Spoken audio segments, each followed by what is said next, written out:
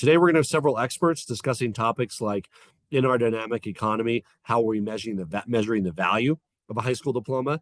Is it individual lifetime earnings? Is it economic mobility? Is it civic disposition? Is it readiness?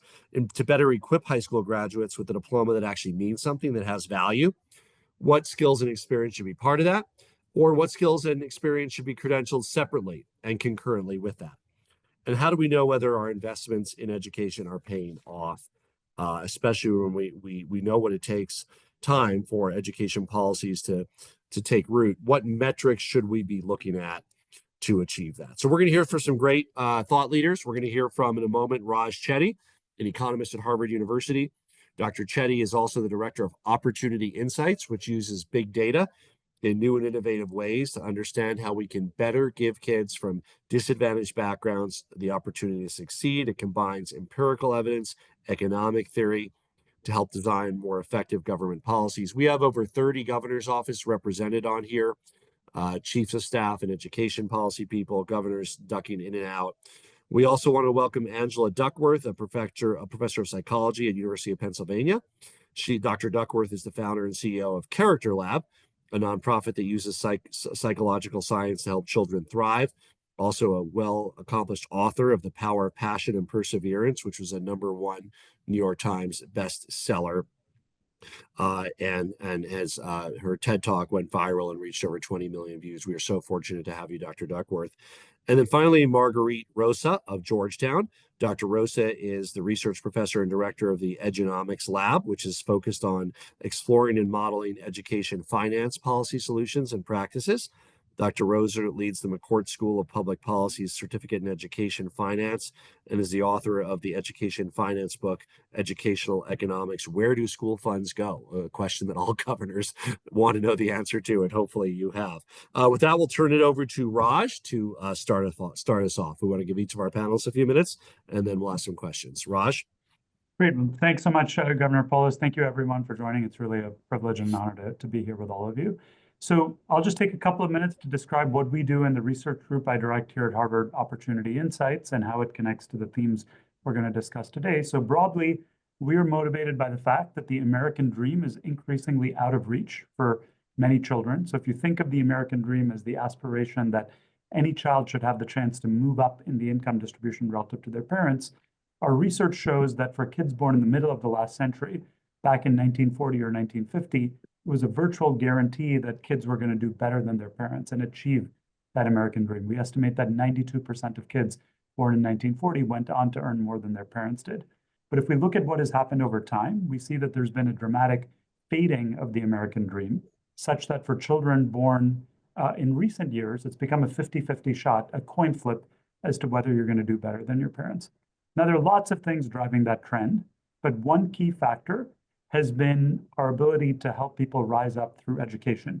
Education at the K through 12 level, education at the higher education level in colleges, as well as workforce training.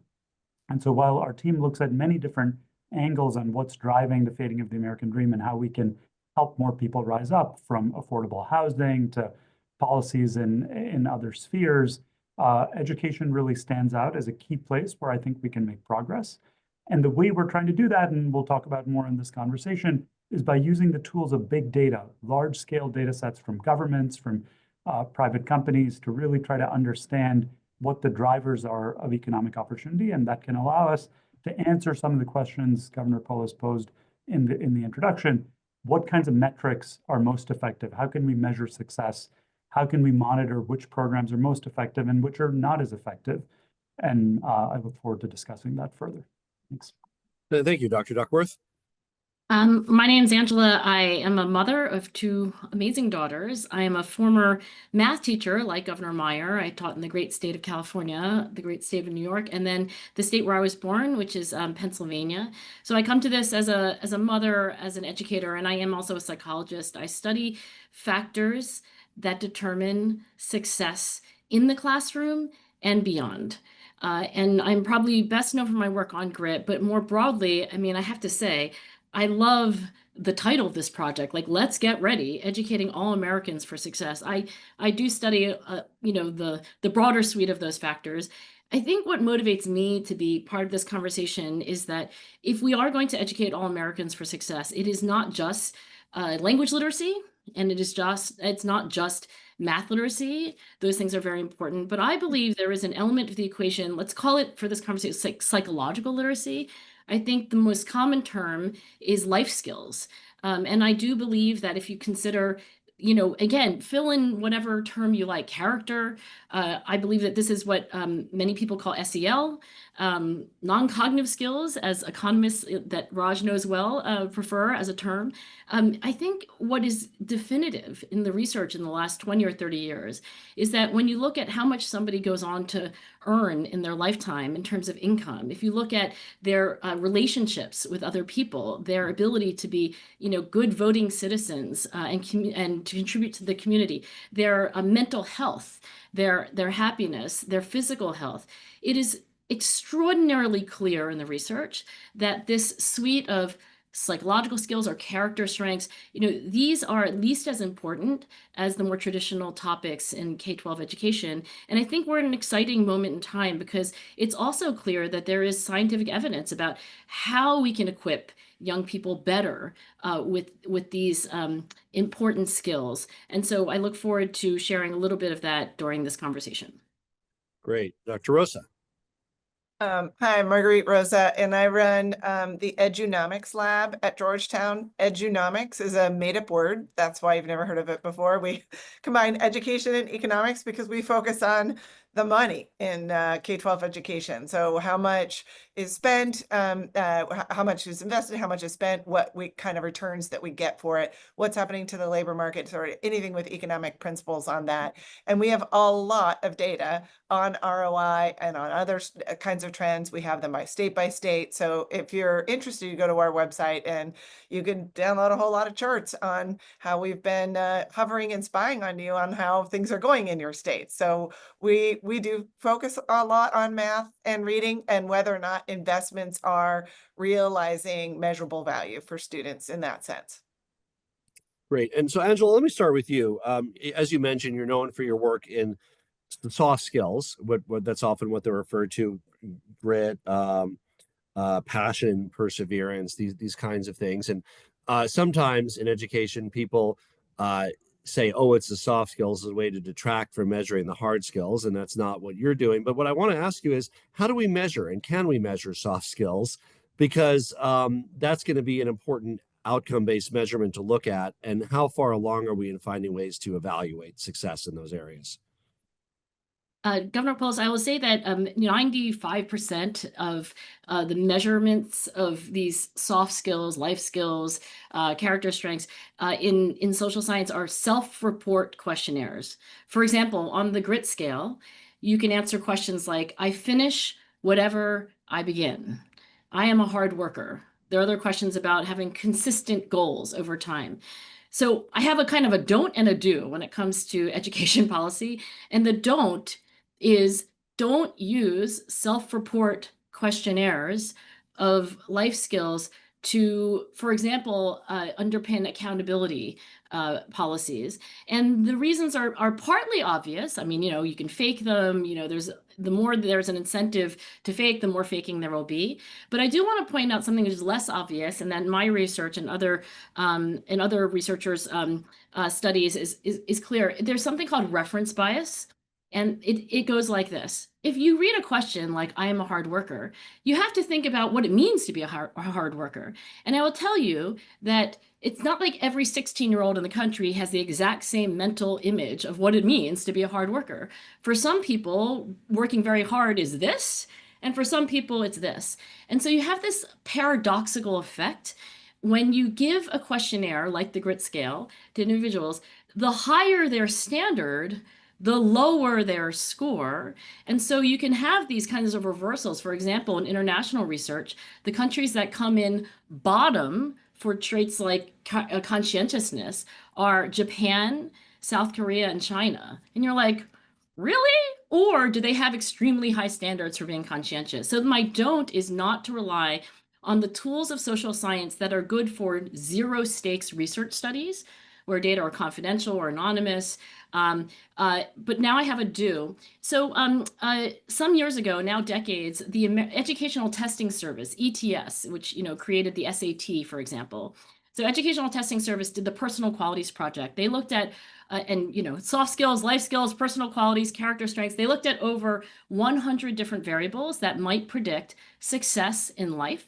It was an ambitious longitudinal study. There were over 4,000 students. They were tracked for years, not just for how they did in school, but also beyond. They had college faculty rate each of these individuals on a variety of dimensions, including civic involvement.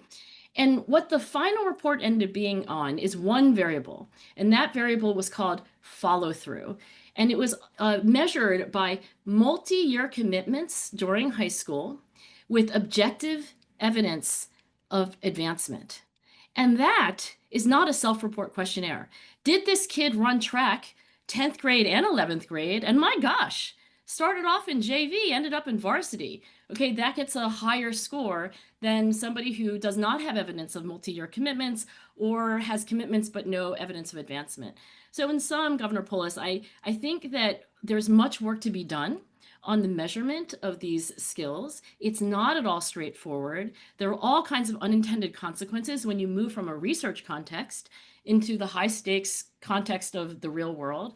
And I don't have all the answers, but I love the question because I think this is where much of our energy, as you were saying at the beginning, and so as Governor Meyer, like, much of the energy does have to go into assessment. And just a quick follow-up before I get to that. And So I have you think looked at as how well- like private sector companies that also care about these, especially larger companies that have the HR resources, have you looked at how they evaluate potential hires there? We sometimes Yeah. call it EQ, by the way. I don't know if that's the same as soft skills, but when I was in business, we would say we want to hire people with a high EQ. But yeah, it's not just have you- IQ, it's EQ. yeah. Yeah, and EQ sometimes is used synonymously for like just the whole bucket of, like grit and empathy and, people skills and everything else. So I agree that that's another synonym to add to the thesaurus. I will say that I have worked with NFL teams, I have worked with NBA teams, I have worked with Fortune 100 companies, and nobody has figured out the secret sauce of measuring these things without the possibility of faking and bias and so forth. But I will say that if we take a page out of the playbook, as it were, of the best of these organizations, the best of these teams, what you really want is evidence that somebody is curious or kind or gritty. And again, that's why we need to think creatively. Now, companies have a lot more resources than states or schools, but what they do try to do is like triangulate, right? I mean, they look at evidence in the resume, they do reference checks, they do multiple reference checks. And I think if we take inspiration, as you've suggested, there's still a lot of work to do, but it does suggest that it's not an unsolvable problem. I think the assessment of these life skills is a possibility. Great. And Dr. Rosa, your work focuses on the ROI of the initiatives that we're putting into schools. Talk a little bit about what goes into assessing ROI, and then maybe touch on what are some of the things that you are seeing that you want to bring to governor's attention with the best ROI from what you've seen after you kind of define your methodology on how you measure ROI. Sure. What we do is we're measuring sort of like how much was invested over time compared to before, and then what is actually happening specifically to things like reading scores in 4th grade, because so much of education hinges on whether kids can learn and to read in the early years. So much of their learning that they'll get later hinges on that reading. And then 8th grade math scores, which are just enormously predictive of a kid's future opportunities in life, and what path they take post high school, what majors they have, how much they earn, how long they live. Like all these variables are tied to that. And the state's economy, the future economy can be tied back to 8th grade math scores. So we really look at those, and states vary a lot. We have a graph on every state on in the country on our website. Most states have seen their investment in K-12 education grow faster than inflation over the last decade. On average, scores have not necessarily gone the same direction. And what we're comparing is NAEP because it's the same, you can use the same test across states. Some states have been stronger. Mississippi, Tennessee, Louisiana are some examples where There was more growth, in different scores, but more growth in those test scores, and some are weaker, even alongside some pretty big investments. And I'm looking at Oregon, Washington, Florida, or some of the weaker ones where scores were falling before the pandemic. They obviously fell during the pandemic, and they continue to fall even after the big federal investments. And what we're seeing among those that are seeing more evidence of a stronger ROI is that there's a big state focus on this, and a lot of urgency and use of data to drive improvement. So this isn't like announcing test scores on a Friday of a 3-day weekend. This is really using the data alongside districts and working on what's working here, what's not working there, celebrating successes, notifying parents when your kid is below grade level, coming up with a plan. And it's sort of a realization that money alone isn't sort of a silver bullet. It doesn't necessarily deliver that progress. More staff alone doesn't necessarily deliver progress. In some places it did, in some places it didn't. I think looking ahead, we're not going to even have those opportunities for lots of more money and lots of more staff, because the financial picture for most states is turning, and especially with federal uncertainty. So and the situation isn't going to be the same. The teacher shortage is over now, so states are going to have different opportunities on how to invest their funds. The staffing is at a higher level than ever before, and enrollments are falling. Student enrollments are falling.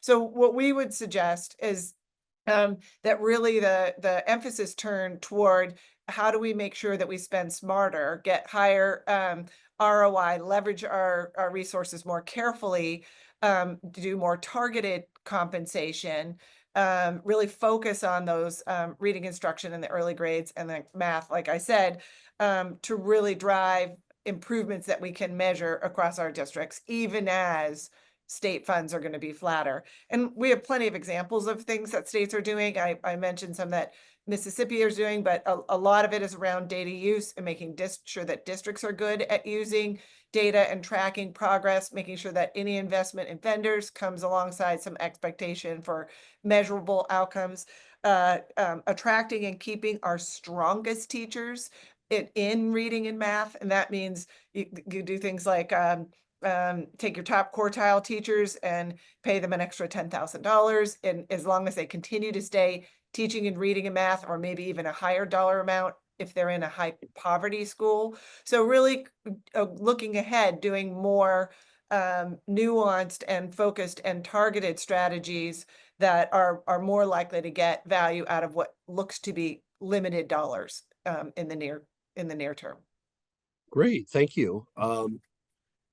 Raj, what are the outcomes you gather from your research? And for example, how should we assess the value of a diploma? And is the diploma in your opinion, what we should try to load up with value, or should it be concurrent credentials with the diploma? And how can we better reshape the education system to promote economic mobility in a way that we can show that outcome? Yeah, absolutely. So let me answer that question by focusing on a complementary area to those that have just been discussed, which focused on the K through 12 system. I'll focus on the higher education sphere and workforce training. I think there's sort of a pipeline from birth to adulthood that matters for economic mobility, and we can strengthen all of these in quality and data. And just to show you very concretely, Governor Polis and everyone else, what we see here in the data, I'm going to just share one slide that illustrates very quickly what data I think can be incredibly valuable here to measure progress along the lines that Angela and Marguerite just described. So this slide that you're seeing here is constructed using data on 30 million students, using information from anonymized tax returns linked to education records, and so on. And what we're doing here is plotting for every college in America. Each college is represented by a dot. We're plotting each college's contribution to economic mobility. Now, when you think about colleges' contributions to economic mobility, there are two dimensions that matter. On the vertical axis here is what we're calling the upward mobility rate. The idea is very simple. We're taking the set of students who come to that college from low-income families in the bottom 20% of the income distribution, and asking what fraction of the student body, when we follow them using tax data for 10 years after college, what fraction end up reaching the top fifth of the income distribution. So you can see, for example, my own institution, Harvard University, does very well on that metric. The vast majority of students who come from low-income families who attend Harvard or Stanford or MIT, Princeton, places like that, end up reaching the upper middle class or beyond. But of course, what matters for a college's contribution to economic mobility is not just how well low-income kids on campus do, but how many low-income kids we have on campus to begin with. And that's what's shown on the horizontal axis, which shows the fraction of students who are attending each of these colleges from families in the bottom 20%. And you can see that the colleges that I just mentioned, like Harvard and Stanford and so on, don't do nearly as well on that dimension. Very few children come from the bottom 20% at those institutions. And so mechanically, as a result of that, there's no way they can be contributing a whole lot to economic mobility. Now, on the other end of the spectrum, you can see that there are a number of community colleges in America, the dots over here on the right side of the chart, where we see that those colleges are serving lots of low-income kids. But unfortunately, if we look at the outcomes generated at those colleges, those dots are not very high on the chart. That is, we don't see kids doing especially well, reaching the middle class or beyond after they attend those institutions. And so to your question on, is it about diplomas, is it about credentials?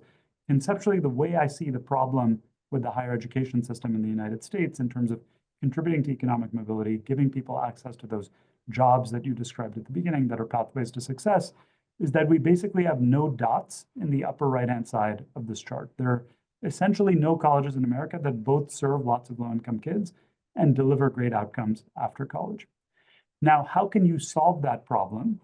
You can see it directly from this chart. You can either move these dots on the upper left to the right, expanding access to colleges that are delivering great outcomes, or you can move these dots that are on the lower right side upward, improving outcomes at those institutions. Now, how can you do that?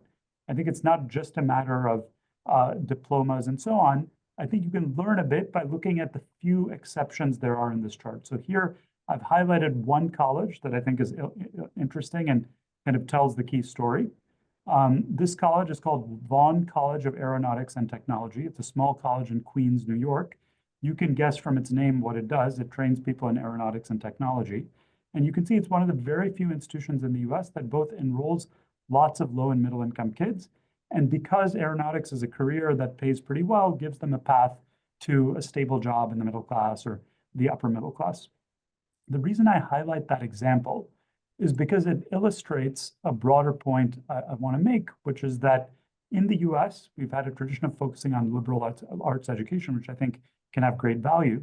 But as that Vaughn College example illustrates, I think we're in an era where modern versions of vocational training that give people access to specific jobs and career pathways can be incredibly valuable. And so in that vein, we find that well-designed workforce training programs that give people specific technical skills, but very importantly, related to the earlier themes that Angela emphasized, not only teach people specific technical skills, but give them broader wraparound skills, social capital, connections to employers, and so on. These are programs like Year Up, Perscolas, other so-called sectoral job training programs. We find in randomized trials using the same kind of very detailed tax record data that I was just showing you, they increase people's earnings by something like 35%, even if they don't go down the traditional college pathway. And so I think building on that theme, expanding on those sorts of programs, measuring their impacts, and scaling them can be a very effective strategy for improving the impacts of our education system on economic mobility. It's really, really interesting to see. I appreciate you put some of the Colorado schools in there for comparison. Angela, when we talk about the the skills that we've talked about, some people will say it shouldn't be schools, it should be families, right? And so what thinking have you done on kind of what role schools play relative to parents, families, community? And frankly, it is the attitude of some parents. I'm sending my kids to school to learn reading and math and history. I am teaching them what they might put in the realm of their values, which may include things like perseverance or other things like that. So how do you kind of distinguish that? And is there anything to get at that parental piece that you've encountered? I mean, in my personal opinion, there's a misconception that there's this either or, either character is something you learn in the home or maybe on Sundays, or wherever it is that's outside, or it's the purview, the domain of K-12 education. I think that's a false dichotomy. I think it's both and. I said I'm a mother. I hope that Amanda and Lucy learn something about honesty and grit and generosity and gratitude under our roof. I also believe that they learned about all of those things during the waking hours that they spent under the roof of the public schools where they attended. And by the way, as we know, one of the reasons I love this theme and this priority, Governor, is that this is the lever for changing society. I mean, this is where kids are during many of their waking hours and outside of the home, the highest number of their waking hours. So I don't think it's an either or. I think it's a both and. Let me just give you a very specific example about how I think as a psychologist, we can do this best. I think that when you're talking about learning honesty or gratitude, you can't have another either or, which is like either it's this intellectual thing and you get a worksheet and like there's a quiz, or you experience what it is like to do a favor for a neighbor, or you experience what it is like to pick up, a paper towel that you see in the bathroom that nobody put into the litter bin. So I think it's not either, well, we should teach kids words for these things, like, understand what honesty is, what it looks like, how it evolved, why we all as Homo sapiens have an instinct to be honest. So they should have an intellectual dimension, I think, of character education, of life skills training, but also there's the experiential part. I do think you have to go do the favor for the neighbor to really experience what gratitude is like.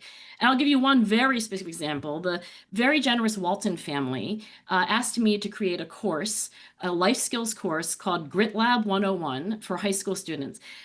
Honestly, it's the same class I teach to my Wharton MBA students and to my undergraduates here at Penn. They pay a lot more for it because of the Walton Family Foundation. It's completely free. And if any state wants their schools to have access to this 26 module MOOC, you can. The reason I bring that up is I thought to myself, how would you teach a 16-year-old grit? It can't just be this intellectual thing, read this part of my book.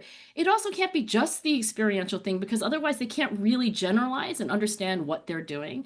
You need the intellectual and the experiential. I'm just going to read you one assignment. This is the syllabus for Grit Lab 101. And it's the week that they learn affirming your values, the science of values, the 10 values that are valued around the world, what they do psychologically. And this is the homework assignment. Your assignment is to write a This I Believe essay of 250 to 500 words and to read it aloud to someone you care about it. Don't forget to upload it to Canvas.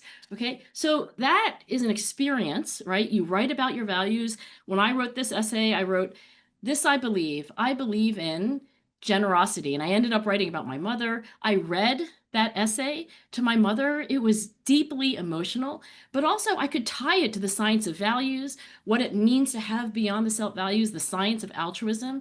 And so to me, there is a vision of character education. It has a place in the home. It also has a place in schools. And I think the exciting moment that we're in with work by, people like Raj and others is that it's 2025 and it's not just anecdote and intuition. There's also strong scientific evidence. We could build our efforts upon that bedrock. Great. And Marguerite, governors see a lot of money going into education. Now, most of it is formulaically, but we also perhaps in our states can and should target some to particular things. What do you think the governors should think about as funders? How can we better direct our funds to ensure good outcomes as opposed to just handing it over? Yeah, well, I think the next few years are going to be very different than the last few years, and where money was flowing and the districts had more money with federal relief funds and so on. It's also, like I mentioned before, the teacher shortage is over. So that was a huge priority for the last few years, was trying to retain whatever teachers that we had.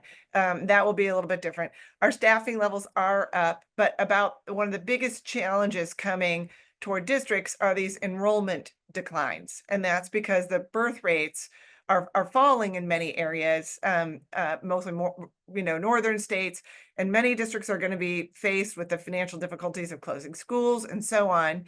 So the next few years cannot be more of what the last few years were. It can't be more of the same. Our recommendation would be to make sure that both states and districts have reserves, and some states don't allow reserves or have caps on reserves, but this is a good time for districts to have reserves. Districts are going to have to shrink, and they could use some help making sure they preserve their quality teachers. And that means that, you know, if you have policies that last in, first out, that may not be helping a district make sure that they're holding on to their strongest teachers. So they're going to need to do some of that stuff. I think targeted compensation will be the name of the game going forward, not just sort of one size fits all across the board 5% raise stuff, because we're going to need to really hold on to those stronger teachers where they're needed. And I just one point, and maybe people don't always know this, is that it's not the state that decides how to spend all the money we have in public education. It's technically the school board. The school board gets all this money that comes from the state, big investment, and then it directs the district to come up with a budget. The district comes back to the board. They have some back and forth over it, and somewhere in May or June, the board votes on a budget. And boards are not always elected to with the skill set needing to manage $100 million budgets and so on. Many of them don't even recognize that as being part of their job, and many of them are not equipped for this moment, which is why you so often see a district budget roll over and be the exact same as it was the prior year and the prior year before that, regardless of whether it worked or not, or regardless of whether the district's lost 5% of its enrollment. So I think to the extent that states can help these leaders, the school board leaders, and even district leaders, really try to connect their budgets to their goals for students. A lot of times, you know, they have a meeting on Tuesday on the budget and a meeting on Thursday on the student outcomes. Never talk about student outcomes while we're talking about the budget. Those are different groups, different people, different days. And that's when you're not getting that thinking about, did this investment work? And should we change it next year and try something else? Should we tweak it and make those changes? So I think there's a role for states to help upgrade the skill set of their school board members and their district leaders, especially for these next 4 years when money is going to be tight. And then lastly, maybe to the extent possible, where the state can help districts control costs. And that can either be through sort of a state-run benefits plan. I mean, remember, labor is the big price ticket in most school districts. 85-90% of their money is on labor. It's like salaries and benefits. So to the extent they can help them potentially control costs in the next couple of years, that for districts frees up money to potentially reinvest. So they're going to be tough years, and it's going to require doing things differently.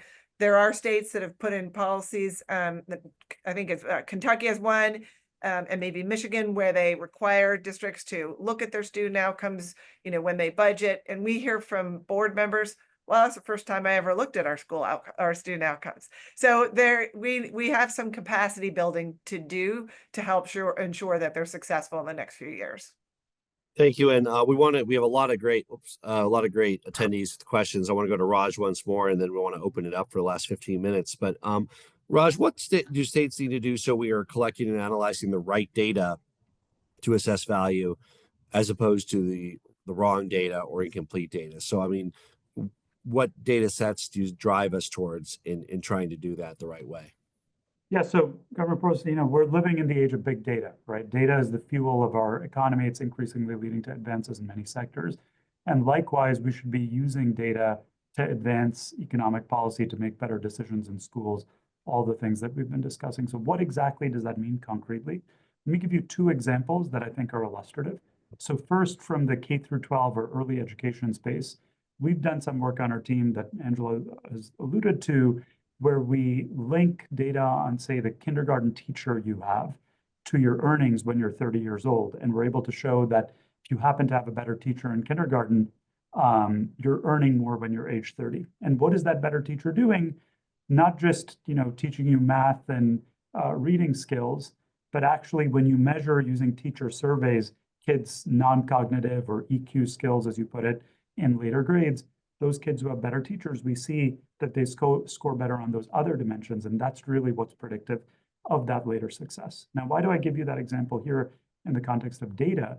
It's really that ability to link data sets from K through 12 school districts, following kids over time, to information from tax records on the colleges that kids attend, the jobs they subsequently have, and what they earn, that allows you to draw those sharp conclusions about what matters. If you had just looked at test scores, an important phenomenon that you see in education data is that these test score impacts often fade away. There's a phenomenon called fade out, where if you have a better teacher in kindergarten, by the time you're in 5th or 6th grade, it actually doesn't look like you're doing better than your peers. And so that makes it look like these interventions don't have lasting impacts. But when we then look in the tax data at how much people are earning 20 years later, those effects have reemerged, underscoring the importance of directly looking at the outcomes we care about, things like economic mobility, long-term life success, and so on. Now, you might have thought, traditionally, while following people over 25 years, that's going to take forever, it must be incredibly expensive, and so on. No, not in the modern era, where we have all these administrative data sets.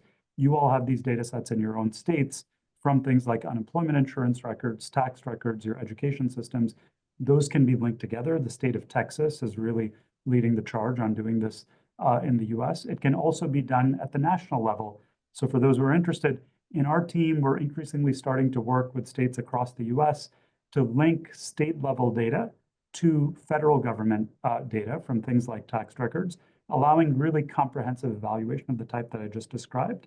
And one final note on this, what's very important in this context is not just looking observationally at, you did something and you see certain outcomes, but it's about tracing out causation, right? We need to understand when we change something, how do outcomes change?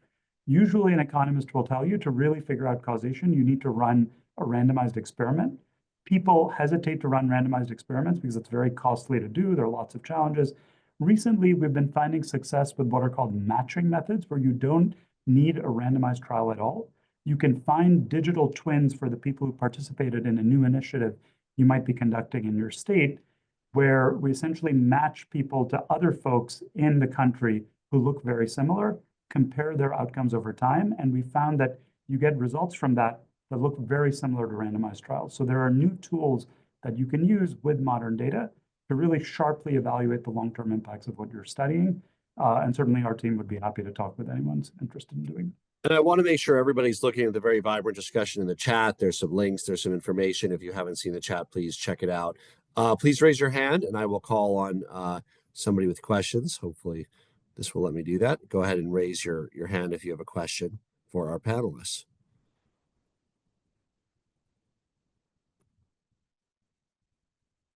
Trying to go through, but I don't get to see everybody at once. So it's a little hard for me to see who might be raising their hand. But I would say if you have a question, go ahead and pipe in. Just unmute yourself and introduce yourself and pipe in because I can't see everybody.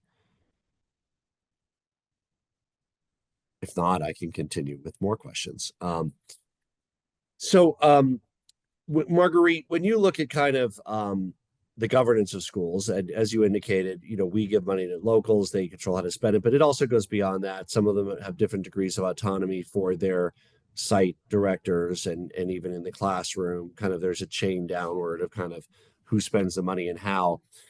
How have you looked at kind of these centralized systems versus devolved systems of being able to spend the money? And if you do devolve it, how do you make sure that the accountability is there to drive results? And it kind of any disadvantages or advantages to both? Yeah, I think every state says they're a local control state. And we're like, we're not along yet, like everybody is a local control state in that sense, meaning that the state doesn't sort of prescribe everything, like who do you hire, how much do you pay them, how big are the class sizes, how many hours does the nurse work? Except for Hawaii, apparently they're one school district and the governor appoints. They're also, well, they're both, right? Because they're one school district. They only have a single school district. And but I would say that whether you are even the districts are centralized or decentralized, first of all, there's obviously a lot of variation across school districts in how much growth they're getting for their kids, even when you control for poverty and other student characteristics, that some districts are a lot stronger or delivering more value than other ones. But we are finding that the state has this role to play. And even if the local district is, doing what it wants to do, it's taking cues from the state on what matters and what doesn't matter. And there was, under No Child Left Behind at the federal government, there was federal accountability, and the federal government was sending messages that test scores matter, and you needed to get progress, or you were going to get labels of a failing school and so on. And people hated that. And when it went away at the end of 2015, that we switched over to kind of the states being in charge of accountability. And a lot of states sort of took the foot off the pedal and said, okay, great, we don't really have to do much on this anymore. And what we saw was that districts got the message that the outcomes didn't really matter. And so it was then left to chance of the local community. But in states where they said, you know what, we want our kids to learn how to read. We're going to implement the best and strongest new reading strategies. We're going to track the data on math, and we're going to make sure the kids are doing well. And we're going to talk to the districts and have them learn from each other and share the data and really figure this out together. No silver bullets, but like it's a slog, and we're going to focus on it and work on it. Then we saw more progress. So I think that's that role for the state to play, is that role of urgency and focus and accountability, not necessarily with consequences, but just sort of elevating that it matters. With transparency, as you said. A lot of data. Raj, that was a really cool chart you showed on colleges. Have you done, or is anybody doing a similar one around high schools, looking at how different high schools that serve different profiles of low income lead to opportunity and earnings? And in many ways, not, I want to say more relevant, that's relevant, but when you look at a lot of the folks that might not be able to support themselves, half aren't going to college out of high school. So is there a way to kind of try, wow, this high school has, very high low income and very high success in placing people in high income? Is that something that you have done, will do, or others are doing? Yeah, great research idea, Governor Polis. Yeah. I think what we've seen is that these kinds of data can be really useful in answering exactly the question you posed. We've not been able to do it to date, basically because we haven't been able to systematically link high school data to the earnings data. So why are we able to do it more easily for colleges? You might know that surely you know that there are tax credits for colleges. So the federal government has records as a result of where everybody's going to college, and that makes it easy to systematically look at all colleges in the US. Precisely because the high school system is decentralized, you don't have that single roster of where everybody's going to high school. I would point everyone here to some interesting work being done by Sean Reardon at Stanford that looks within the school system at which schools, what are the schools where you're seeing the most growth in outcomes, which schools are serving the most low-income kids. Now, a limitation of that data is it's not linked to earnings outcome data. It's only within the school system, right? So looking at things like test score progress, certain indicators of graduation, and so on. So this is definitely an area where if there were a state that had systematic information on the high schools that kids attend and could be linked to either the state's own earnings records or the federal government records, you could produce that same kind of chart for high schools. I agree that could be incredibly useful. And again, please raise your hand if you have a question.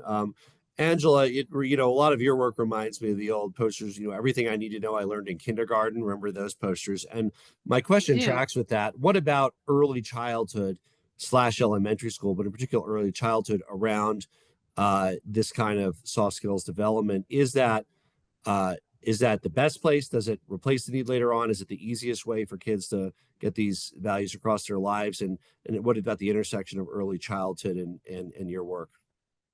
I know both and can become something of a cheat because it could just be like my answer to everything, but I really do believe it's both and.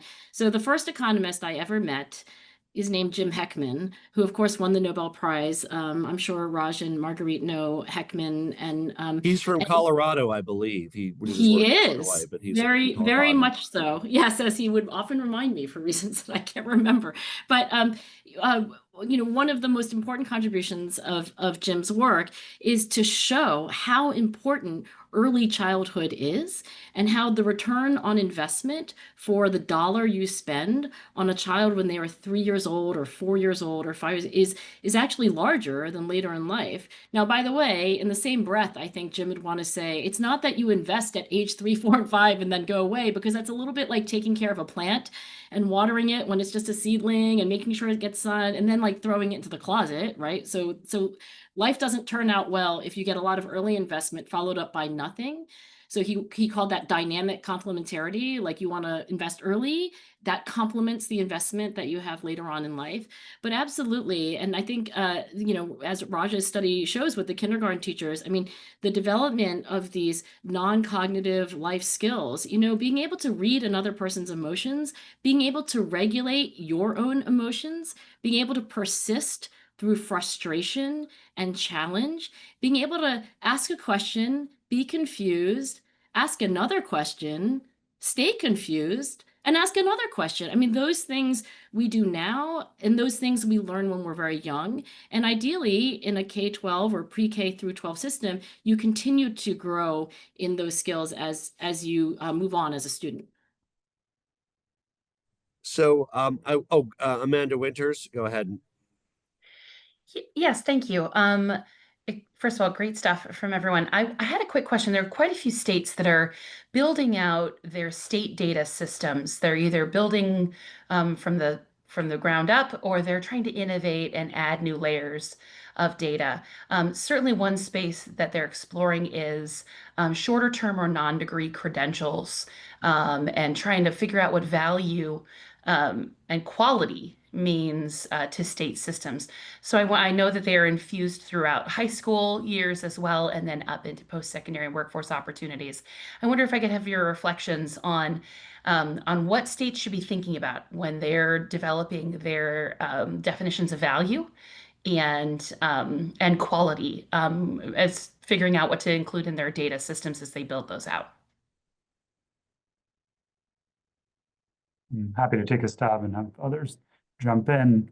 My view is it comes back to the outcomes. So if you define clearly the end line outcomes you're after, often it's related to something like a stable job or earnings or other career outcomes. I'm not saying that's the only set of outcomes of interest, but that's one concrete thing one can focus on.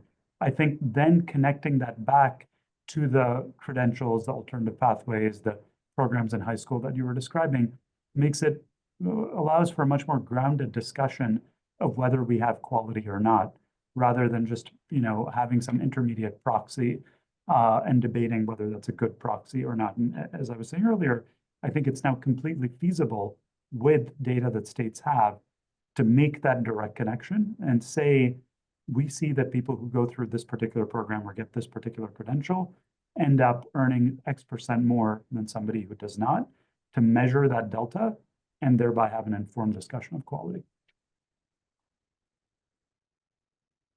Anybody else want to tackle that?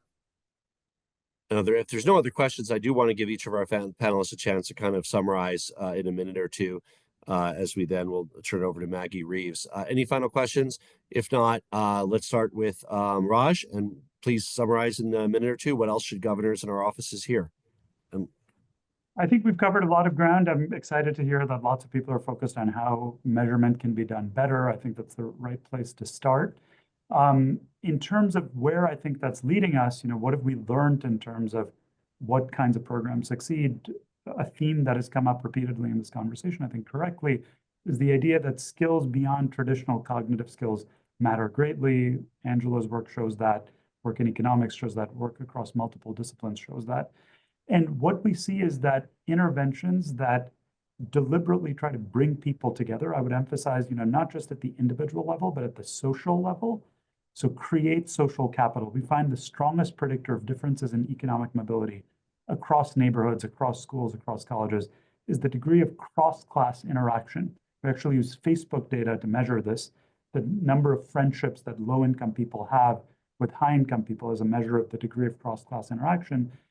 Communities where there's more interaction across class lines are systematically places where kids are more likely to rise up in the next generation. And so I think taking that idea and infusing it in all of the policy domains we work in, not just giving people more resources, but giving them the social support needed to use those resources more effectively, be it, enrolling in a better college, taking better advantage of the resources in their high school, through advising programs, mentoring programs.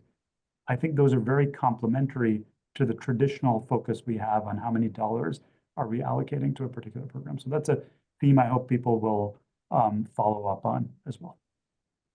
Great, Angela. Since Raj did such a good job summarizing, I don't want to repeat, but I will say this, what makes Homo sapiens special is two things. We are the smartest species on the planet, and we also are the most social species on the planet. I mean, we are able to learn from and with each other better than our nearest primate cousins, the chimpanzees, for example.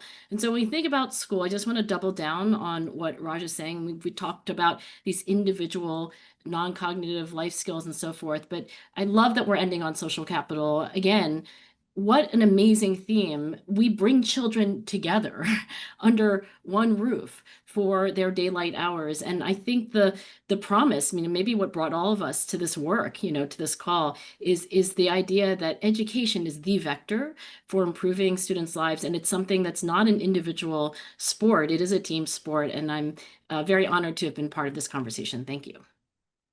And Marguerite. Yeah, I feel a little crass being the money person talking about the cash next to these deep thinkers on data and different variables of humanity and everything else. But states are investing, big dollar amounts in school districts, and often, whether they have complicated formulas or not, it ends up semi being a blank check, in the sense that they may not be checking whether or not they're getting any measurable, progress from kids. And there is a lot of data now. States have great data across the board, I would say. And my bigger concern is no one's looking at it. We did a presentation one time on Mayday districts. We called them Mayday districts because the scores were so bad and declining that it was essentially the kids sending a Mayday signal, like, come save us here. And there's not a lot of these districts, but there are some, and no one comes, and no one calls them, and no one checks with the board and says, do we need to try something different? And some of them are big districts with 20,000 kids. It's an entire community that, if their kids don't build a skill set, will be hampered for decades to come. So I think our biggest message is use the data. Don't be afraid to start calling districts. It doesn't matter if you're a local control. People pick up the phone. They listen when the state has something to say. And when you invest, expect a return, and then measure and see if you're getting it. And if not, so like states will invest in counselors. And what they could say, that second part of the sentence could be, and we hope attendance goes up, because attendance is a problem in many places, and we're going to measure that. And suddenly that changes whether or not, how districts deploy their counselors. They'll start measuring it, and then we can come back and say, did it work? And it's more likely to work if we are resolute in expecting something in return for these investments. So I think there's still a lot of opportunity. And you can use the stick a little bit more than that too. You can actually tie funding to things like showing up and things like that too. They might be harder to do politically, but they're certainly more effective than just the transparency itself. Thank you to all three of you. Raj, Marguerite, Angela, thank you for this. I would also, again, remind our folks that there's some good discussion in the chat for you to look at as well. Thank you for all your work sharing that with the states. We hope to be the laboratories of innovation and pushing better results for our kids, and your research will help get us there. So thank you to all three of you.